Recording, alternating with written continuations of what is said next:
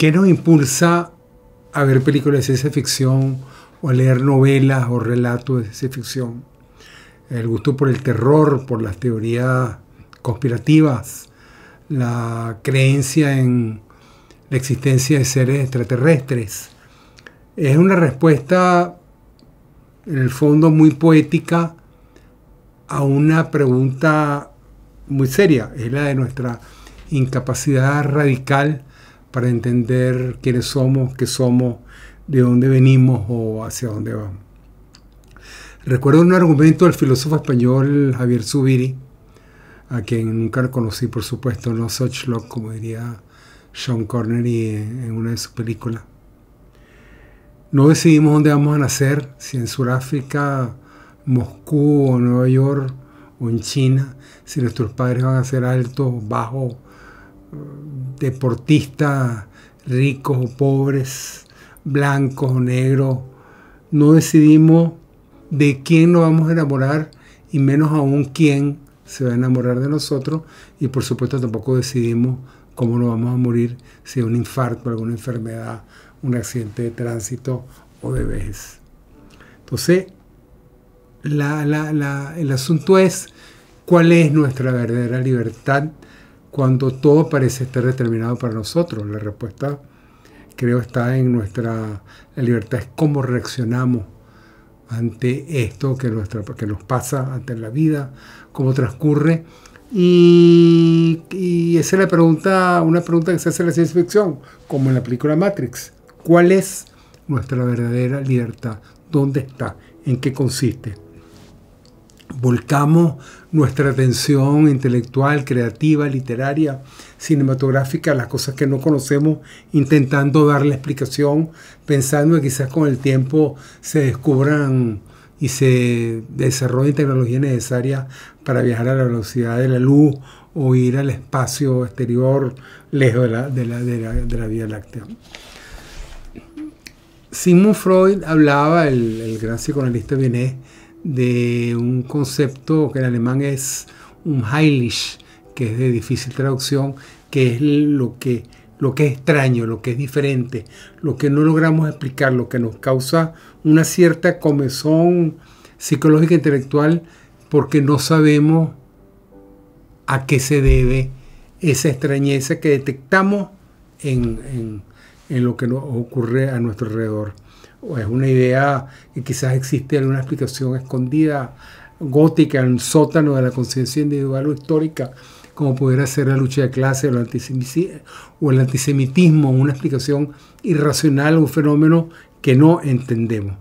La ciencia ficción definitivamente es lo unheilig por naturaleza. Y bueno, bienvenidos a nuestro programa Ecos de 1886. Programa que intentamos analizar algunas situaciones, temas de nuestra realidad que no nos acostumbramos a aceptar de buenas a primeras.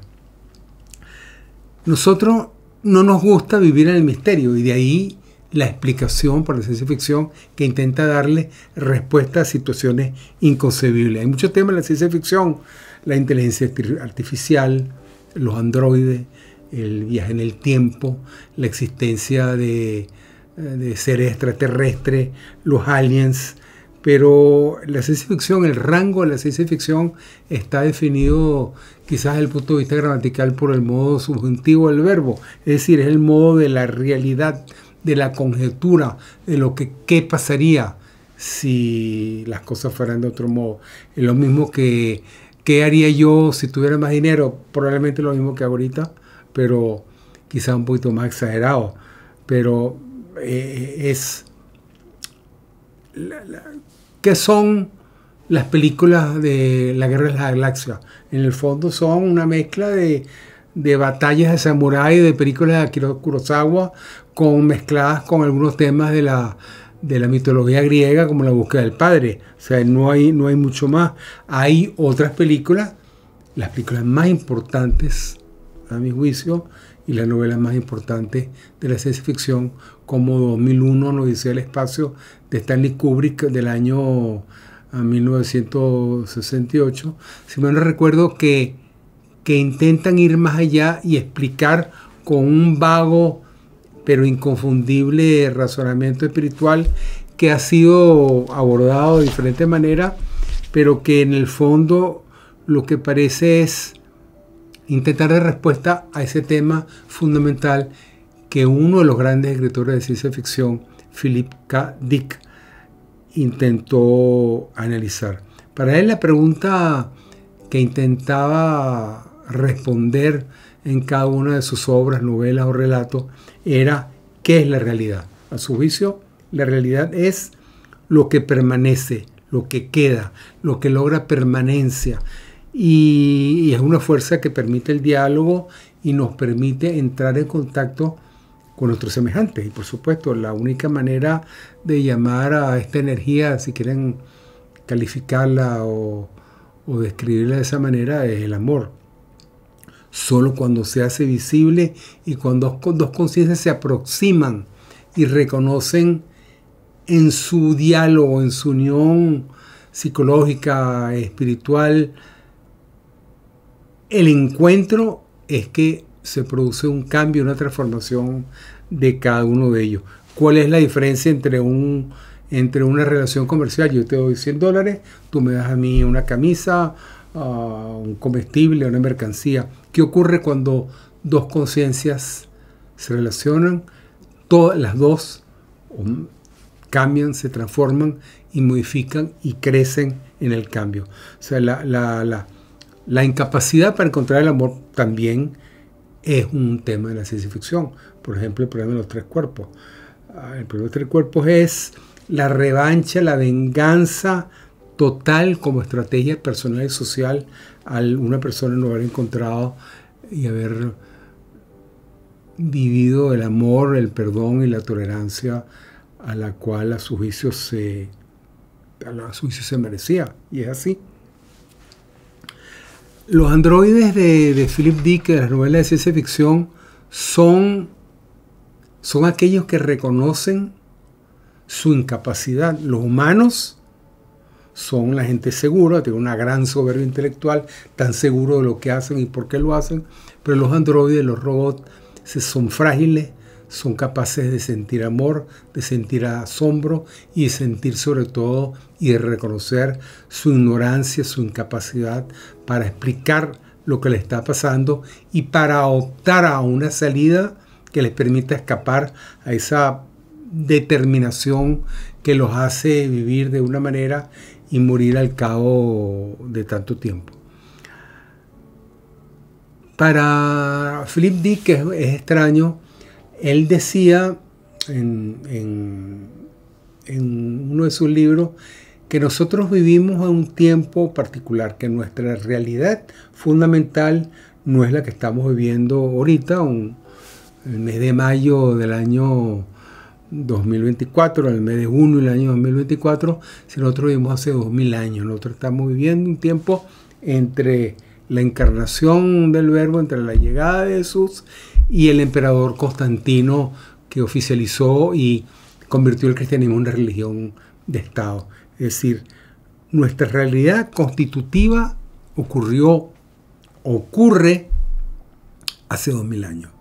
Nosotros nos tocan en la puerta, nos tocan el timbre de nuestra casa y nosotros lo sabemos si va a ser un soldado romano que nos está persiguiendo y busca martirizarnos, matarnos por nuestra fe, o al contrario vamos a encontrar a un compañero de búsqueda espiritual dispuesto a dar su vida, a entregar su vida por ese amor que ha sentido. O sea, no solamente intentamos, decía Philip Dick, ser protagonistas de la más bella historia jamás contada, sino que somos, nos guste o no, protagonistas importantes, decisivos en esta historia que confluye en el amor, que es la única manera de explicar lo que ocurre a nuestro alrededor. Un poco resumiendo, el auténtico, autónomo, el verdadero androide es aquel que es incapaz de determinar y creer a pie juntilla qué es lo que está pasando, el que no arroja a los demás en plena ostentación de soberbia intelectual, su conocimiento, su pretensión de conocimiento sobre lo que le está pasando, sino que acepta su ignorancia, acepta su fragilidad, acepta su incapacidad para controlar el amor que lo une a los demás, aun cuando tengan un lenguaje capaz de comunicar esta exigencia y esta necesidad de entender el universo. El lenguaje es otro de los temas que podríamos analizar en la película La Llegada, basada en la novela de Te Chang, La historia de tu vida, un escritor chino como Liu Cixin, el autor de El problema de los tres cuerpos. El problema es que nos impide entender la vida extraterrestre. Otra manera de percibir la realidad es nuestro lenguaje, que es muy limitado. Quizás la novela que definió la trayectoria y la fama de Philip Dick fue una novela que se llamó The Man in the High Castle, el hombre en el alto castillo, o el castillo en lo alto, que narra una historia de los Estados Unidos poco después de la Segunda Guerra Mundial, a finales de los años 50, comienzos de los años 60, cuando en vez de vivir una historia como la que conocemos, Hitler fue derrotado, el imperio del Japón también fue derrotado, así como Mussolini, los aliados perdieron la guerra y Hitler controla la costa este del Pacífico, Atlanta, Nueva York, Boston, y los japoneses controlan la costa oeste, en California, Los Ángeles, etc.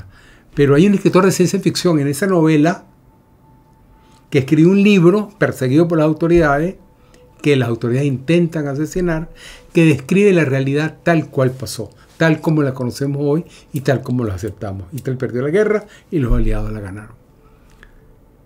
Y eso, ¿por qué si nosotros percibimos, nos damos cuenta en el fondo de nuestro corazón que la realidad es diferente a lo que dice la historia, que cómo podemos sentirnos? Un poco es una novela, sobre todo para los venezolanos, sobre todo después de las elecciones en Venezuela en el último cuarto de siglo. Nosotros sentimos obviamente que la realidad es muy diferente a los resultados electorales. ¿Cómo explicamos eso? No podemos percibirlo, no podemos razonarlo, no podemos defenderlo, no podemos explicarlo, pero podemos estar atentos a nuestra conciencia, podemos estar a la escucha de ese sentimiento de amor que es la única realidad capaz de dar permanencia, sentido de identidad a nuestra vida. Y es el tema, por supuesto, de toda la ciencia ficción. Pero ya en otros capítulos de Ecos de 1886 intentaremos analizar un poco la cronología de la ciencia ficción, los temas más importantes, los tópicos que la definen, que la han caracterizado. Y bueno, si les gustó el programa, por favor suscríbanse, y cualquier comentario que tengan a bien hacer, nos encantaría leerlo o escucharlo. Muchísimas gracias. Le habló Ricardo Bello desde Sevilla, España.